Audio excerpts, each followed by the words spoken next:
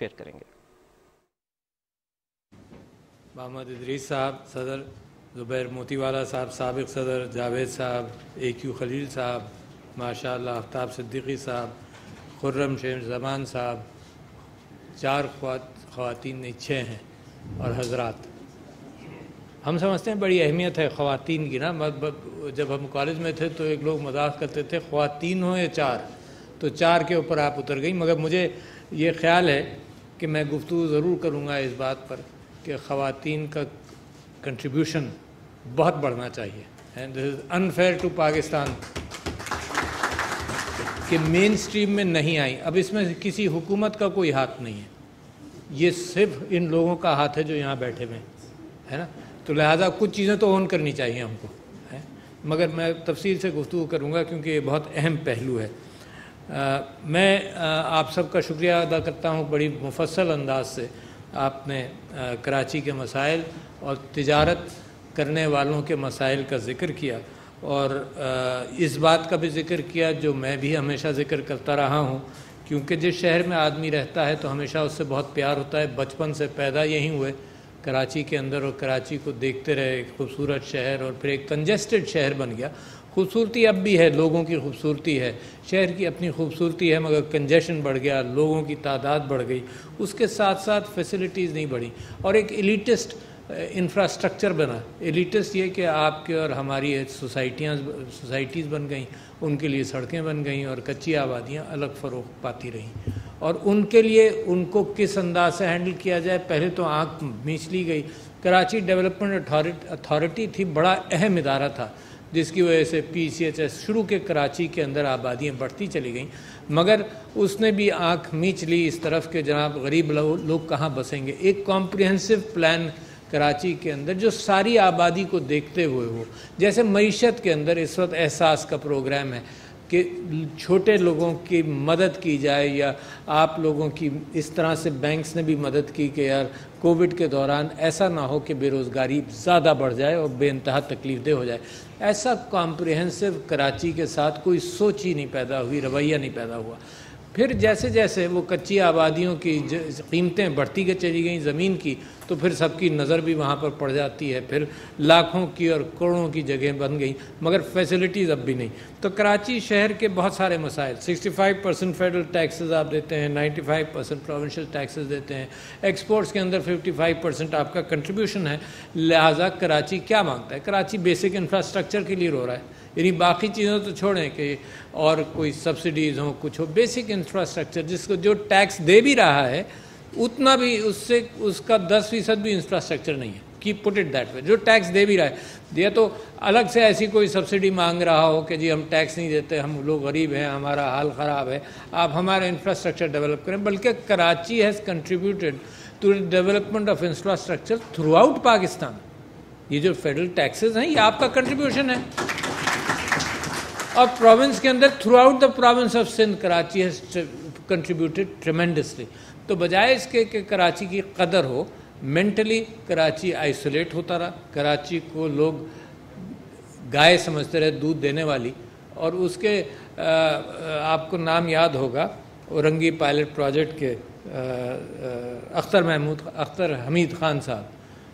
तो जब हमने पार्टी बनाई तो मैं और इमरान ख़ान साहब वहाँ औरंगी पायलट प्रोजेक्ट देखने गए, तो उन्होंने एक बात बड़ी अच्छी कही। उन्होंने कहा कि मैं लोगों को ये कहता हूँ कि कराची को दूध देने वाली गाय समझो, इसकी चापें मत बनाते चले जाओ।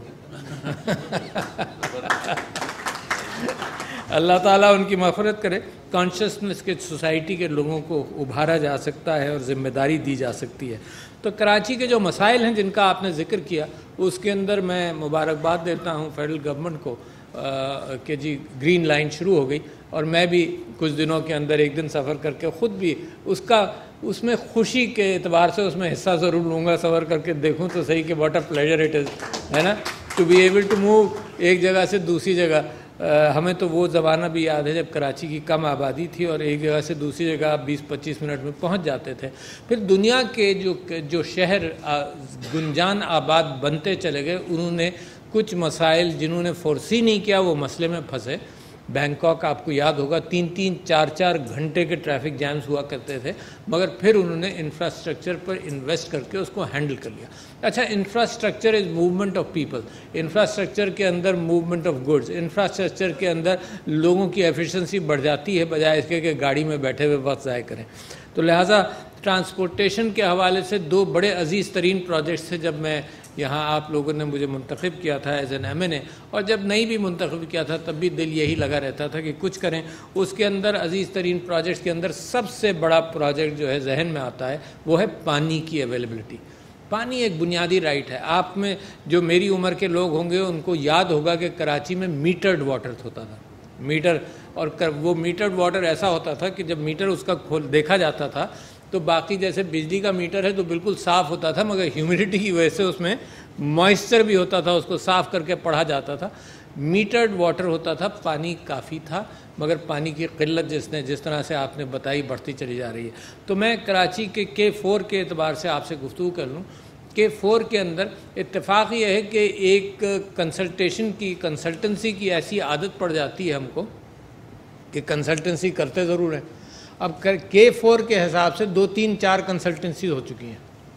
एक कंसल्टेंट ने जो बनाया तो दूसरा आया, उसने कहा ये तो बिल्कुल गलत था, इसके अंदर तो ये करना चाहिए था। तीसरा आया, उसने कहा ये भी गलत था, है। फिर नेस्पैक को हायर किया गया। फिर चौथा अब जो डिसाइड हुआ वो बड़ा अच्छा हुआ। एक तो आपने सुना था कि एक ओपन पानी कराची को आ रहा था, और जिस तरह से कराची से अगर आप किंजर तक जाएं तो एक ओपन कैनाल है जिससे पानी आता है। तो इन्होंने कहा कि कंस्ट्रक्शन के एतबार से एक पाइप तजवीज़ किया, और जिसके अंदर जो भी चेंजेस लेकर आए हमने कहा वो भी सही है। मैंने मीटिंग्स भी की इस सिलसिले में। तो वो प्रोजेक्ट जो है वो दिसंबर 2023 तक उनका ख्याल है कि मुकम्मल हो जाएगा, और मेरा ख्याल है एक इदारे को दे दिया गया, उसको खुली छूट दी गई है कि काम करे। एक प्रोक्योरमेंट का मामला है जो सिंध गवर्नमेंट के पास है। Some land procurement still has to be done. उसके लिए मैं इंशाल्लाह चीफ मिनिस्टर साहब से अगले कुछ दिनों के अंदर बात भी करूंगा कि उसके अंदर रुकावट ना आए। तो दिसंबर 23 तक तो ये K4 आ जाना चाहिए। बट उसके अलावा सीवेज वाटर है। अच्छा, सीवेज वाटर जनाब बड़े मज़े से समुद्र में डाले चले जा रहे हैं। किसी ने पूछा नहीं क्या है? समझ में नहीं आया कब किसने फैसला किया था, कोई पूछे तो जाकर। अब ये नस्ला टावर है मिसाल के तौर पर, कराची के अंदर तो ऐसी ज़्यादतियाँ इतनी होती रही हैं, मगर जो ज़िम्मेदार हैं उन फैसलों के उनको पूछा नहीं जाता। अब जब पाकिस्तान तहरीक इंसाफ की हुकूमत आई, उसने पूछना शुरू किया तो वो भी एक मुश्किल बन गई भाई। यानी ना फैसले हो रहे हैं किसी चीज़ के, जो करप्शन करके गए उनको पूछो ना। वो कहते हैं जी मुकदमा नीचे से चलाओ सेशन कोर्ट से, ताकि 15-20 साल चले। और ये हाल है मिसाल के तौर पर कि किसी ने शौकत खानम के ऊपर चोरी का इल्ज़ाम लगाया कि यहाँ चोरी होती है, करप्शन होता है, 2012 में। और मैं भी अखबार आप ही की तरह पढ़ता हूँ। अखबार में 4-5 दिन पहले ये ख़बर आई कि इमरान खान साहब ने उसके अंदर विटनेस वीडियो कॉन्फ्रेंसिंग के ज़रिए विटनेस दिया। 2012 की एलिगेशन का 2021 में सुना जा रहा है। तो कैन यू इमेजिन कि फिर इसका मतलब कब्ज़ा सच्चा, दावा झूठा। कराची वाले भी बड़े खुश रहे, क्योंकि भाई अगर यही तरीक़ा कार है तो कब्ज़ा कर लो। अच्छा, हम जैसे जो मासूम हैं और आप जैसे जो मासूम हैं, मेरी ज़मीनों पर जो कब्ज़ा हुआ तो मैं तो छोड़ता चला गया। मैंने कहा मेरे बस की बात नहीं है कि मैं अदालत में जाऊं, कोर्ट में जाऊं, कुछ गुंडे भर्ती करूं, कुछ गुंडे हायर करूं कि जो मेरा कब्ज़ा रिस्टोर कराएं, अपना जायज़ कब्ज़ा। मेरी वालदा की ज़मीन कैंसिल करके किसी और को अलॉट कर दी गई, मैं वापस नहीं गया। Can you imagine? डमलोटी के अंदर 8-10 एकड़, कमाल है यार। ये वो शहर है जिसके अंदर आप ज़मीन खरीदिए और 3-4 साल बाद जाएं तो देखेंगे वहाँ बिल्डिंग बनी हुई है। ये भी हमने भुगता है। तो ये जो कब्ज़ा माफिया है इसको हम भुगतते रहे। तो पहले मैंने आपसे पानी के हवाले से बात की। कराची का स्टिल मैं समझता हूँ फ्यूचर इज़ इन डीसैलिनेशन। मैंने सिंध गवर्नमेंट से दरख्वास्त ये की थी कि कोई सिंध वाटर अथॉरिटी बना दो, कराची की वाटर अथॉरिटी बना दो जो डील करे। फ़र्ज़ करो, देखो डीसैलिनेशन के अंदर जो इन्वेस्ट करेगा तो सिंगल बायर है, यानी या तो वो मार्केट करने के काबिल हो जाए कि खुद ही सब कुछ बनाए, मगर अगर उससे सिंगल बायर KMC बनती है सिंगल बायर, सिंध गवर्नमेंट बनती है सिंगल बायर, तो कोई ना कोई, जैसे बिजली की IPPs के लिए आपने माहदा किया था, तो उसको कोई गारंटी देनी पड़ेगी to buy the product at a certain profit given to you. उसके बाद जो इनपुट्स हैं वो थ्रू हो जाएं, फ़र्ज़ करो बिजली महंगी हो जाती है तो वो थ्रू हो जाए, मगर कुछ ना कुछ तो डील करनी पड़ती है। तो ये जो फैसले हैं हमारे यहाँ वो भी बड़ी ताख़ीर से होते हैं। और आप ही ने कुछ स्लाइडें प्रोजेक्ट की कि जी इसका एस्टिमेट इतना था, दोबारा जब बैठे तो इसका एस्टिमेट इतना हो गया, तीसरी मरतबा जब बैठे तो इसका इतना 10 अरब से वो 100 अरब तक बात पहुंच जाती है। तो लिहाजा फ़ैसले जल्दी करने के एतबार से पाकिस्तान वो मुल्क है जहाँ पर मैं समझता हूँ कि हमने बहुत सारे फ़ैसलों में बड़ी देर कर दी। मैं आऊँगा उसके ऊपर। अच्छा जी, सीवेज ट्रीटमेंट की बात भी यही है, एक प्रोग्राम सिंध गवर्नमेंट के भी मौजूद हैं और ऑन द ग्राउंड जो है वो ताख़ीर होती चली जा रही है कि सीवेज ट्रीटमेंट कम से कम इंडस्ट्रियल वाटर इंडस्ट्री को दे दें। You don't have to treat it to the level of human consumption, तो वो इंडस्ट्री को दे दें, क्योंकि इंडस्ट्री को, अच्छा इंडस्ट्री जी पानी चोरी कर रही, अरे भाई इंडस्ट्री लगी है उसको पानी तो चाहिए, जब दोगे नहीं तो बंद कर दे क्या, है ना। तो ये भी बात गलत है कि जी इंडस्ट्री चोरी कर रही है, आप उसको कुछ ना कुछ तो प्रोवाइड करें। तो लिहाजा इंडस्ट्रियल 20 मिलियन गैलन्स का एक प्रोजेक्ट भी है और उससे ज़्यादा भी 50 मिलियन गैलन का भी, और अपने सीवेज वाटर को हैंडल करें। सिंगापुर ने हैंडल किया, हमें करना चाहिए, करना पड़ेगा। एनवायरनमेंट के एतबार से जो क्लेम ऑन वाटर है तो उसको हमें साफ़ करके उसको ड्रिंकिंग वाटर, कम से कम इंडस्ट्रियल वाटर के तौर पर काम करना पड़ेगा। तो ये प्रोजेक्ट्स आर अराउंड, फैसले जल्दी होने चाहिए। What I am saying is कि कोई नई बात और अनोखी बात मैं नहीं कर रहा आपसे, हैं प्रोजेक्ट्स हैं, विजुअली हैं, समझ में आने वाले हैं, इनके ऊपर फैसला करके आगे चलना चाहिए। आपने सीवेज के साथ साथ पानी की बात, वो उसकी बात की, ब्लू इकोनॉमी की और वहाँ पर फिशरीज़ के हवाले से आपने मिसाल दी, प्रोजेक्ट किया जनाब, $450 मिलियन की पाकिस्तान की एक्सपोर्ट्स हैं। You will be surprise if you go back to 1997 और 98, पाकिस्तान की फिशरीज़ जो एक्सपोर्ट थी वो 350 या 375 मिलियन डॉलर थी। कब? 1996-97 में। Vietnam was at $380 million. Vietnam, हम वहीं हैं, हमारी कोस्ट लाइन इतनी बड़ी है। Vietnam went up to $12 billion, हमारी कोस्ट लाइन उससे कहीं ज़्यादा है। अच्छा क्या हुआ? बड़ा सिंपल आपको बता रहा हूँ। सीवेज का पानी अपनी जगह पर, छोटी नेट्स जिसमें से पेंसिल भी नहीं गुजर सकती, उसके अंदर आपने ये किया कि फ्यूचर जनरेशन मछली की भी पकड़ते रहे आप, और वो चिकन फीड के लिए डालते रहे। तो लिहाजा there is serious depletion of fish stock off the coast of Pakistan, serious depletion. मैंने इसके ऊपर रिपोर्ट लिखी असेंबली के अंदर, जो असेंबली की जीनत भी बनी और असेंबली ने उसको अप्रूव भी किया। तो मैंने कहा कि नंबर 1 फिशिंग नेट्स के एतबार से उसको ठीक करो, नंबर 2 ये जो ट्रॉलर्स हैं जिनके जो 18 या 20 हज़ार के करीब हैं, our waters can support only 6,000 to 8,000 trawlers. अच्छा 18-20 हज़ार के मुतालिक एक पॉलिसी बनाएं, और प्रपोज़ल ये था कि 2 ट्रॉलर जब उनके लाइसेंसेस ख़त्म होंगे तो 1 मिलेगा।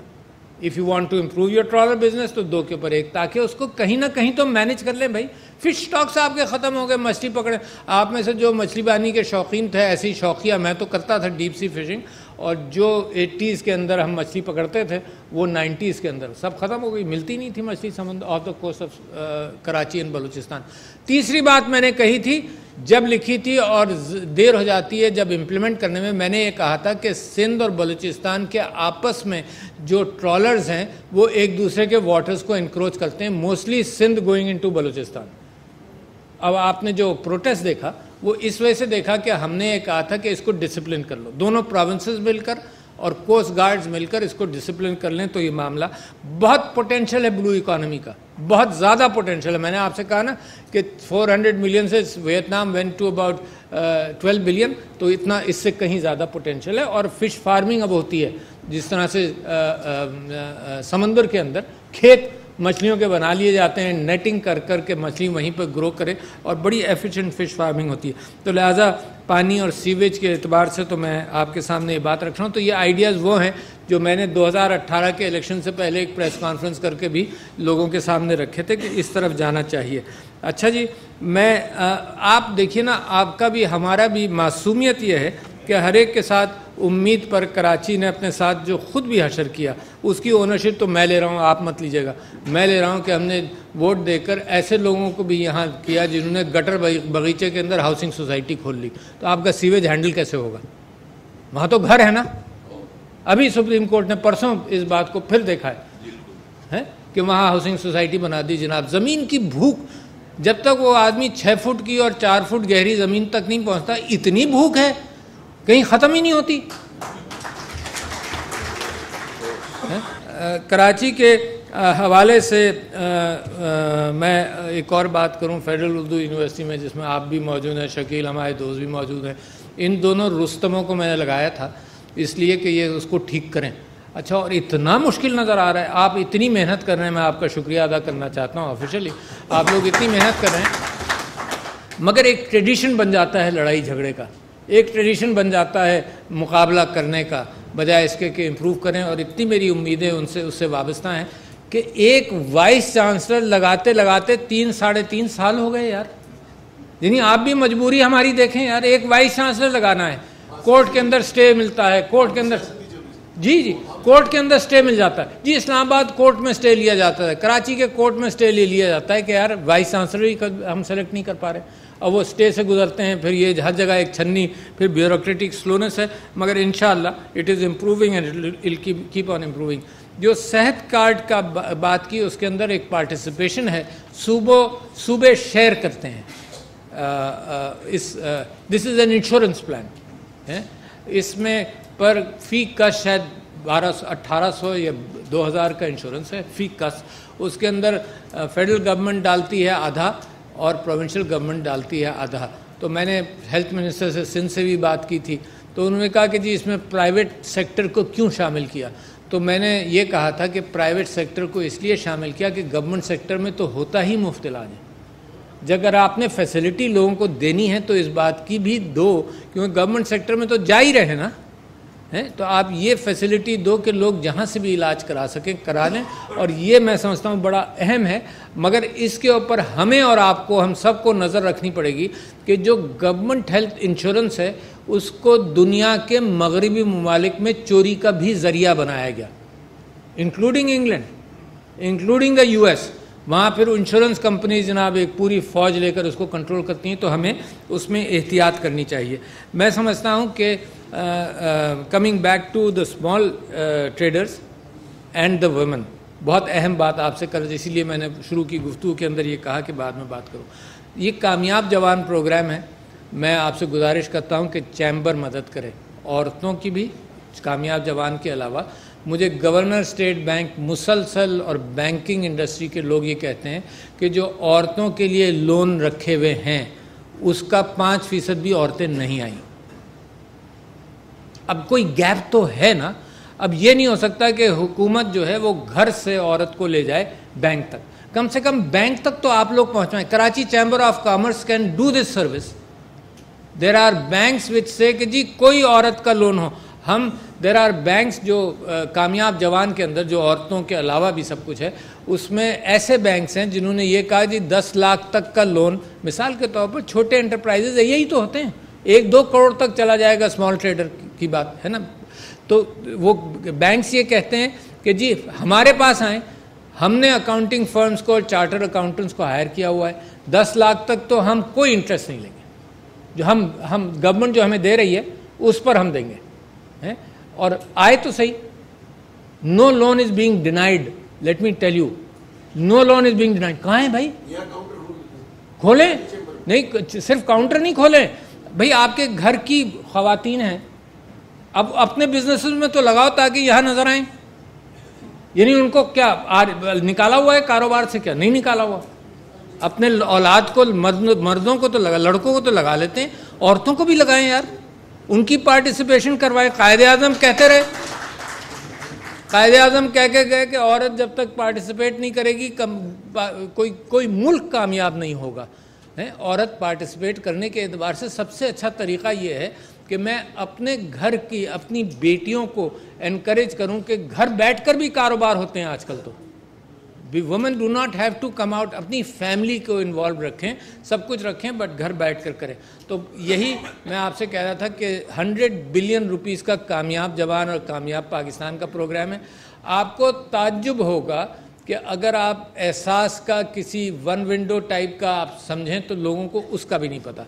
जो लोग, फ़र्ज़ कीजिए आपके वाकिफ़ कार एरिया के अंदर जो लोग हैं, आप समझते हैं कि दे डिज़र्व, उनका नाम एहसास में नहीं है। सबसे क्लीन प्रोग्राम है डिसबर्समेंट का दुनिया में, सबसे क्लीन प्रोग्राम है, फ़ख्र करना चाहिए है। यहाँ तो 10 करोड़ रुपए आप किसी प्रोजेक्ट में डाल दिए, लोग कहते हैं कि जी इसमें ये चोरी हो गई, ये कमीशन हो गया।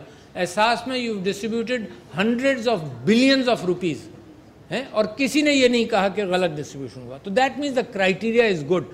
तो नंबर 1, अगर आप समझते हैं कि कोई इसके अंदर फिट नहीं आ रहा और डिज़र्व करता है, आप उसको रेफ़र करें। एन एहसास अपने छन्नी, जो उसने साइंटिफिक छन्नी बनाई हुई है, उसमें से निकाल कर देखेगा, कर लेगा। और दूसरे कि द डिसबर्समेंट्स, इतने सारे टाइप्स के डिसबर्समेंट हैं वहाँ डिसेबल्ड के लिए।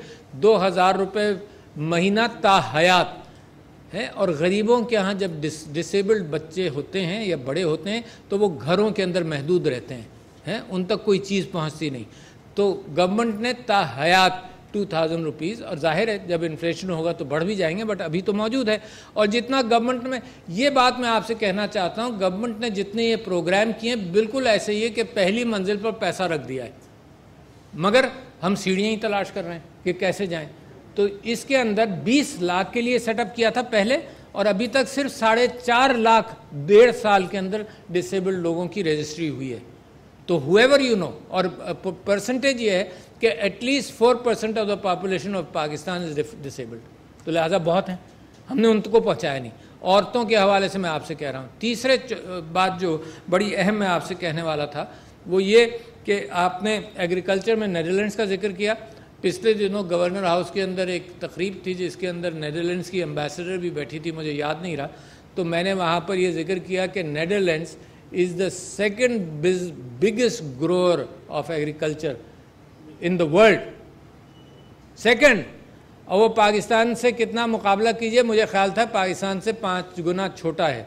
उसने कहा नहीं, 19 times smaller than Pakistan, 19 times smaller. So लिहाजा everything is possible the way we need to organise ourselves. हमें अपनी पॉलिसीज़ को रिपीटेटिव बनाना चाहिए कि लॉन्ग टर्म पॉलिसीज़ हों। आपने फरमाया, और मुसलसल मैं आपकी तकलीफ़ से वाकिफ़ हूँ, आप ये कह रहे हैं कि हमें कंसल्टेशन में इन्वॉल्व करो। क्यों? क्योंकि private sector is aware much more than the government sector. अच्छा, गवर्नमेंट सेक्टर के अंदर वो आम कैफियत है जो हमारी भी है प्राइवेटली, वो ये है कि हमें सब मालूम है, हमें ज़रूरत नहीं है बताने की। ये हमें इनफरादी तौर पर भी होती है कि जिसको कोई मशवरा जो कहता है मुझे मालूम है। और गवर्नमेंट सेक्टर भी में यही है। तो लिहाजा हमने यूनिवर्सिटीज़ के अंदर तो ये किया कि प्राइवेट सेक्टर के लोगों को ज़्यादा इन्वॉल्व किया। यूनिवर्सिटी से ये कहा कि तुम बाहर जाओ, मार्केट की जो ज़रूरत है वो पैदा करो, ना कि ये कि तुम आइवरी टावर्स में बच्चों को BSc और MSc देते रहो और मार्केट में पता चले उनकी खपत नहीं है। तो मैं समझता हूँ कि आपकी जो इन्वॉल्वमेंट है, I keep that in mind. आपने कई जगहों पर कहा है कि मच्छर कॉलोनी के हवाले से जो प्लान बन रहा है उसमें भी हमें शामिल करें, और जितनी जगहों पर मशवरा हमेशा। इस गवर्नमेंट ने ये अच्छा काम किया कि मुशावरत बहुत की। देखिए, जो इकॉनमी जहाँ तक आई है, जो रिकवर किया है, जो टेक्सटाइल सेक्टर रिकवर किया है, बगैर आप लोगों के मशवरे के नहीं होता। थैंक्स टू यू, है ना, बहुत रिकवरीज हो गई। अच्छा, मैं जिस तरह आपकी तवज्जो, और ये जो कंस्ट्रक्शन इंडस्ट्री जिस तरह से गवर्नमेंट ने छूट दी है, गवर्नमेंट का काम क्या है? गवर्नमेंट का काम ये कि खुद बिजनेस नहीं करे, लोगों की मूवमेंट के लिए सड़कें और ग्रीन लाइन वगैरह बनाए, और बिजनेस के मूवमेंट के लिए आसानियाँ पैदा कर दे, ईज़ ऑफ डूइंग बिजनेस। बाकी फिर बिजनेसमैन इसको खुद ले जाएगा। तो लिहाजा कंस्ट्रक्शन इंडस्ट्री के अंदर जितना ease of doing business create किया गया है, तो construction industry is going to prosper, और उसके अंदर हमारा जो अनपढ़ लेबरर है वो उसमें लग जाएगा। दूसरी साइड फिर स्किल्ड लेबर है कि स्किल्स दी जाए। कराची के अंदर तो कोशिश कम है, बाकी सारे पाकिस्तान के अंदर हम ये कोशिश कर रहे हैं कि स्किल, जिनको हम तालीम दे नहीं सके हैं, उनको कम से कम स्किल्स की ट्रेनिंग दे दें। अच्छा जी, एक और सेक्टर है जिसके अंदर मैं आपकी ख़ास तवज्जो चाहता हूँ और उसकी वजह बताता हूँ। ख़ास तवज्जो चाहता हूँ आईटी सेक्टर में। क्यों चाहता हूँ कि इसके अंदर जो बूम आएगा वो आप इंडस्ट्री, ब्रिक एंड कॉमर्स में तसव्वुर नहीं कर सकते। यू कांट इमेजिन इतनी तेज़ी से इस सेक्टर के अंदर मामला खुल रहा है। मैं कल रात मीटिंग की, जूम पर मीटिंग की हमारे सिलिकॉन वैली के लोगों के साथ, कल या परसों रात। हर महीने मैं करता हूँ। इतनी सीरियस ज़रूरत है उनको चीज़ों की। जो यूएस और चाइना के दरमियान जो रिजर्वेशन शुरू हुए हैं, उसके अंदर पाकिस्तान के लिए एक मौका ये है कि पाकिस्तान की प्रोडक्ट जो है वो दुनिया में जा सके। उनको हर सेक्टर के अंदर लाखों अफराद की ज़रूरत है। कोई मुझे कह रहा था कि 4 करोड़ लोगों की साइबर सिक्योरिटी में ज़रूरत है दुनिया को 2030 तक। तो we should be producing much more human resource, और आप लोग इन्वेस्ट करें। वेंचर कैपिटल राल टपका रहा है, दुनिया में फिर रहा है कि कोई हमसे वेंचर कैपिटल कोई पैसा लो इन्वेस्ट करने के लिए, बेचैन है। और पाकिस्तान उनको इतना बड़ा पोटेंशियल आप जो देख रहे हैं ना, यानी आप लोगों को 15-15, 20-20, 30-30 मिलियन डॉलर मुश्किल से मिले होंगे। ये वेंचर कैपिटलिस्ट ने जो आईटी के अंदर इन पाकिस्तान के अंदर शेयर करना शुरू किया, this is a unique phenomenon. ये नौजवान आपके घरों के बच्चे मार्केट में निकले, इन्होंने प्रोडक्ट्स बनानी शुरू की हैं, देयर अट्रैक्टिंग वेंचर कैपिटल। तो I met a venture capital yesterday जो ये कह रहे हैं कि भाई हम तो बेचैन हैं कि कहीं ना किसी तरह से कहाँ पर ये पैसा लगाएं। वेंचर कैपिटल जो कॉन्सेप्ट है वो ये है कि जिन लोगों ने चिड़ियों का शिकार किया है वो जानते हैं कि एक शॉटगन 50 छर्रे निकले, एक चिड़िया गिर गई। आप लोग सिंगुलर कैपिटलिस्ट हैं कि आप एक प्रोजेक्ट बनाते हैं, उस पर इन्वेस्ट करते हैं, उसके लिए बैंक पर जाते हैं। वेंचर कैपिटलिस्ट हर आइडिया को देखता है, 40-50 जगह इन्वेस्ट करता है, एक यूनिकॉर्न बन जाता है उसमें से, एंड दैट रिकवर्स एवरीथिंग। तो दुनिया के अंदर मैं आई एम टेलिंग यू कि पाकिस्तान के अंदर जो पिछले 3 साल के अंदर प्रोग्रेस हुई है, पाकिस्तान के इंडस्ट्रियलिस्ट एक्सपोर्टर्स ने इनके वारे न्यारे भी हुए हैं, ठीक है ना। But still there are problems, we want to continue that वारे न्यारे हैं, तो प्रॉब्लम्स इनके हैंडल करें। मगर ये सब बेचैन हैं, मुझसे कहते हैं कि डॉक्टर साहब आप हमें बताइए कि कोई हमारे पास जो कैपिटल है हम आईटी के अंदर इन्वेस्ट करें। तो मैं आपसे कराची चैम्बर से दरख्वास्त कर रहा हूँ कि ये एरिया ऐसा है जिसके अंदर रिटर्न्स ट्रिमेंडस हैं, तो please encourage, look for your investments in this sector also. GSP rethinking की आपने बात की, तो मेरी जितनी मुलाकातें हुई हैं इसके अंदर यूरोपियन यूनियन के कमिश्नर्स वगैरह के साथ, तो ये पूरी रीथिंकिंग कर रहे हैं। सिर्फ पाकिस्तान स्पेसिफिक नहीं है, मगर पाकिस्तान के ऊपर हर शख्स, जब तक आप अपने आप को मजबूत नहीं करते, हर शख्स की नज़र, FATF के लिए भी हर मरतबा एक नया हाई जंप जो है उसमें 6 इंच और ऊपर बढ़ा देते हैं कि अब आप इसको भी जंप करें। तो लिहाजा यही कैफियत जो GSP प्लस के अंदर है, आप फिक्र नहीं करें। GSP प्लस के अंदर माइनॉरिटी राइट्स की बात हो रही है, और माइनॉरिटी राइट्स के एतबार से पाकिस्तान ने आउटस्टैंडिंग काम किया है। यानी इंसिडेंट्स होते हैं, मगर the reaction of the government is fast. नतीजा ये है कि इंसिडेंट्स काबू में आते हैं। Judiciary, chief justice of Pakistan की मैं तारीफ़ करूँगा, रिएक्शन इज़ फास्ट। किसी ने किसी चर्च के अंदर, मंदिर के अंदर कोई काम किया हो, रिएक्शन इज़ फास्ट। उसके बरक्स हिंदुस्तान में जो हो रहा है वो आप रोज़ाना देख रहे हैं, जिस अंदाज से मुसलमानों के साथ, जिस अंदाज से मसीहियों के साथ जो कार्रवाई कर रहे हैं, तो दुनिया के अंदर उनका रेप्यूट कम होगा और आपका रेप्यूट बेहतर होगा। और आखिरी चीज़ जिस पर मैं आपकी तवज्जो दिलाना चाहता हूँ, और जिसके अंदर आपसे ये कहूँगा कि दुआ ही करें कि अफ़गानिस्तान के हालात अगर बेहतर हुए तो गैस के हवाले से यू कांट इमेजिन। अभी मैं तुर्कमेनिस्तान गया था, अशखाबाद, तो वहाँ इतनी बेचैनी है टापी पाइपलाइन के लिए कि उनके पास इतना बड़ा ज़ख़ीरा है, नॉर्थ नहीं भेज सकते क्योंकि रशियन अपनी गैस जो है वो नॉर्ड 1 नॉर्ड 2 के ज़रिए यूरोप भेज ही रहा है। तो Russia is surplus in gas, तो वो इंपोर्ट नहीं करेगा। वो चाइना को एक्सपोर्ट कर रहे हैं सिर्फ, और वो चाहते हैं कि पाकिस्तान को एक्सपोर्ट किया जाए। तो वो तो इस हद तक तैयार हैं कि हेरात से मुल्तान तक भी और अफ़गानिस्तान के अंदर भी दे विल इन्वेस्ट। और मैंने उनके सदर से पूछा कितना टाइम लगेगा, उसने कहा 6 महीने में इंफ्रास्ट्रक्चर हम तैयार कर देंगे, 6 मंथ से ज़्यादा की देर में। बट द इशू इज़ कि अफगानिस्तान के अंदर ज़रा से मामलात को सेटल हो।